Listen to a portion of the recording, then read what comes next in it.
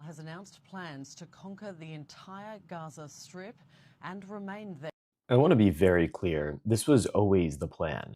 The idea that Israel was perpetrating a war against Hamas so that they could free the hostages and provide security for the state of Israel was never really the end game. The end game was always to reoccupy Gaza and do it in perpetuity. We're now seeing that play out in real time.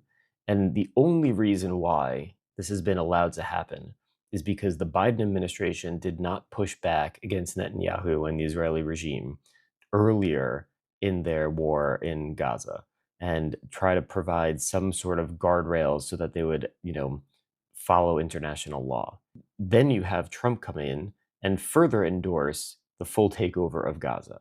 So the fact that we have the United States providing the arms and the support and the political coverage at the international level is extremely problematic because this is so clearly within the bounds of the definitions of genocide and ethnic cleansing. Genocide, the intent to destroy in whole or in part an ethnic, national, racial, or religious group, including not only killing members of that group, but creating conditions of life calculated to bring about the destruction of that group in whole or in part. And so you see that with destroying almost all of the homes across Gaza, making the place, seemingly unlivable. You see that with withholding humanitarian aid and, basic necessities like potable water and fuel for generators, destroying the hospitals, etc., ensuring that people will not be able to survive.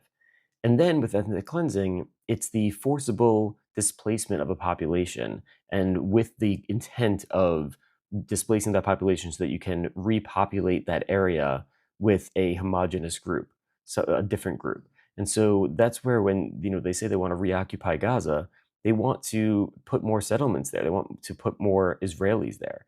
And so that's the classic definition of ethnic cleansing. And we need to understand what's happening. We need to be honest about what's happening, and we need to push back against it.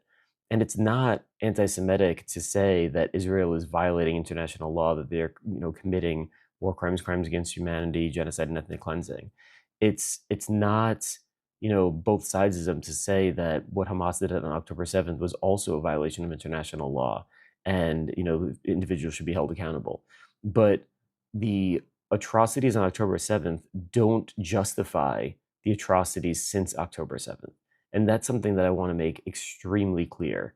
And there's never any justification for the commission of mass atrocities. There just